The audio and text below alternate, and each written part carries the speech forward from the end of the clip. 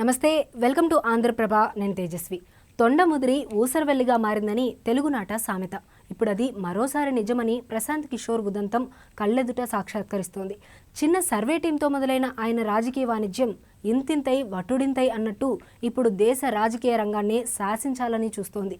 ఎప్పుడో ఎక్కడో గుజరాత్లో నరేంద్ర మోడీ ముఖ్యమంత్రిగా ఉన్నప్పుడు ఆయన టాలెంట్ను గుర్తించి తన రాష్ట్రంలో సర్వే చేయించుకొని దాన్ని అనుసరించి వ్యూహాలను అమలు చేశారు. నిజమే, ఆ ఎన్నికల్లో ఆయన గెలిచారు. కానీ తొండ ముదురుతోందని ఆయన అప్పట్లోనే గుర్తించినట్టున్నారు. నెమ్మదిగా దూరం జరిగారు. అయితే ముదురుతున్న తొండ ఊరుకుంటుందా? రాష్ట్రాలకు పాకింది. ఎక్కడికక్కడ సమాజాన్ని ఎలా విభజించి పాలించవచ్చో ఆయా పార్టీల అధినేతలకు నూరిపోశారు. కొన్ని చోట్ల అనివార్యంగా ఆయన సలహాలు తీసుకున్న పార్టీలు గెలుపొందాయి. ఇక అంతే, ఆయన ఏకంగా దేశ రాజకీయ రంగాన్ని శాసించాలన్న దురాశతో పావులు కదపడం మొదలుపెట్టారు. బీహార్లో 1977లో జన్మించిన ప్రశాంత్ కిషోర్ 8 ఏళ్ల పాటు ప్రజారోగ్యంపై ఐక్యరాజ్య సమితి ఆర్థిక సాయంతో పనిచేశారు. ఆ తర్వాత రాజకీయ రంగంలోకి కాలు పెట్టారు.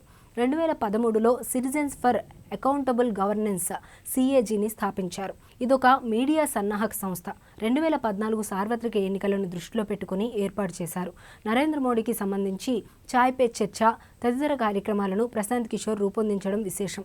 ఆ ఎన్నికలకు ముందు ఆయన టీం కొన్ని నెలల పాటు మోడీని, భాజపాను ప్రమోట్ చేయడానికి అన్ని ప్రచార మాధ్యమాలను వినియోగించుకొని సక్సెస్ అయింది.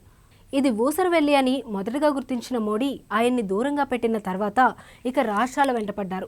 తన CAGని ఇండియన్ పొలిటికల్ యాక్షన్ కమిటీ IPACగా మార్చారు. ఆంధ్రప్రదేశ్, ఢిల్లీ, బీహార్, పశ్చిమ బెంగాల్లో ప్రాంతీయ పార్టీల అధినేతలను దాదాపు శాసించారు. అయితే వాళ్ళు గెలిచిన తర్వాత ఆయనకు మళ్లీ దూరం జరిగిపోవడం గమనిస్తే ప్రశాంత్ కిషోర్ ఎటువంటి నైజం కలిగిన వాడో అర్థం చేసుకోవచ్చునని రాజకీయ విమర్శకులు చెబుతుంటారు.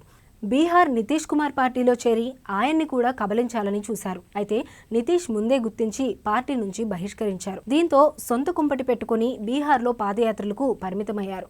అంతకుముందు కాంగ్రెస్ అగ్రనేతలు సోనియా, రాహుల్లను మభ్యపెట్టి ఆ పార్టీకి అధినేత కావాలని చూశారు. కానీ మొత్తానికే మోసం వస్తుందని గ్రహించిన కాంగ్రెస్ నేతలు ఆయనకు నో చెప్పేశారు. అప్పటి నుండి ఆయన కాంగ్రెస్, రాహుల్పై అక్కసు వెళ్లగక్కుతూనే ఉన్నారని ఆ పార్టీ నేతలు విమర్శిస్తున్నారు. సంచలనాల కోసం వెంపర్లాడే మనస్తత్వం ఉన్న ప్రశాంత్ కిషోర్ అందుకోసం రాజకీయాలను వ్యాపారంగా మార్చేశారన్న తీవ్ర ఆరోపణలను ఎదుర్కొంటున్నారు. దేశ రాజకీయ యవనికపై జాతీయ స్థాయిలోని మోడీ హవా మొదలవుతున్న తరుణంలో సమయానికి ఎంట్రీ ఇచ్చి ఆయనతో పాటే రాజకీయ వ్యూహకర్తగా గుర్తింపు పొందారు.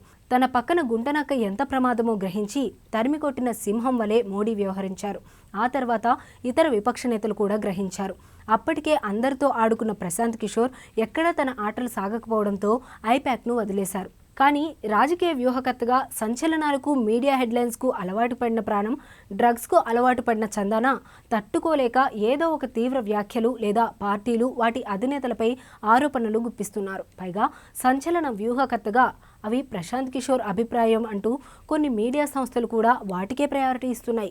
మోడీ గెలిచినా, పరోక్ష విపక్ష నేతలు ఆయా రాష్ట్రాల్లో గెలిచినా ఆ క్రెడిట్ అంతా తనదేనని తన ఖాతాలో వేసుకొని ప్రచారం జరిపించుకున్న ప్రశాంత్ కిషోర్ ఇప్పుడు మితిమీరిన అహంభావంతో నోటికిష్టం వచ్చినట్లు జోస్యాలు చెబుతున్నారు. వ్యూహకర్తలకే అంత సత్తా ఉంటే బూత్ లెవెల్ నుంచి పనిచేస్తున్న కార్యకర్తల సత్తా మాటేంటి? లీడర్ల పోరాటం, త్యాగాలు నచ్చితే జనం ఓటేస్తారు. ఇందులో వ్యూహకర్తలు చేసేదేమిటి? అపోహలు రగిలించి సమాజంలో చీలికలు తెచ్చి పాగా పెట్టడం వ్యూహమా, సంఘ విద్రోహమా అన్న ప్రశ్నలు ఇప్పుడు తలెత్తుతున్నాయి. కేవలం ప్రశాంత్ కిషోర్ ముఖం చూసి ఎవరైనా ఓటేస్తారా?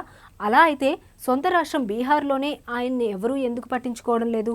కేవలం సంచలనాలు, సొమ్ము కోసం వెంపర్లాడే ప్రశాంత్ కిషోర్ ఓటర్లను ప్రభావితం చేసే కమెంట్లు చేస్తున్నారని పరిశీలకులు విమర్శిస్తున్నారు. పొలిటికల్ మార్కెటింగ్ వాణిజ్యం చేస్తున్న ప్రశాంత్ కిషోర్ జనాన్ని స్వేచ్ఛగా ఓట్లేసుకునే పరిస్థితి లేకుండా ప్రజాస్వామ్యానికి అనారోగ్యకర ప్రకటనలు చేస్తున్నారని ఆగ్రహం వ్యక్తం చేస్తున్నారు. గెలిస్తే నా ఘనత, ఓడితే నీ దురదృష్టం అని మాట్లాడుతున్న విధానాన్ని దుయ్యబడుతున్నారు. దమ్మున్న వ్యూహకర్త ఓటమి ఎదురు రాకుండా గెలుపు మెట్లు ఎక్కిస్తాడే కానీ తానొక్కడే ఒంటి చేత్తో గెలిపించగలడా? అసాధ్యమని ఇప్పటికే తేటతెల్లమైంది. జనం బలహీనతలతో మైండ్ గేమ్ ఆడుతున్న ప్రశాంత్ కిషోర్పై ఎన్నికల కమిషన్ తక్షణం చర్యలు తీసుకొని అతని కార్యకలాపాలను నిషేధించాలని పరిశీలకులు కోరుతున్నారు.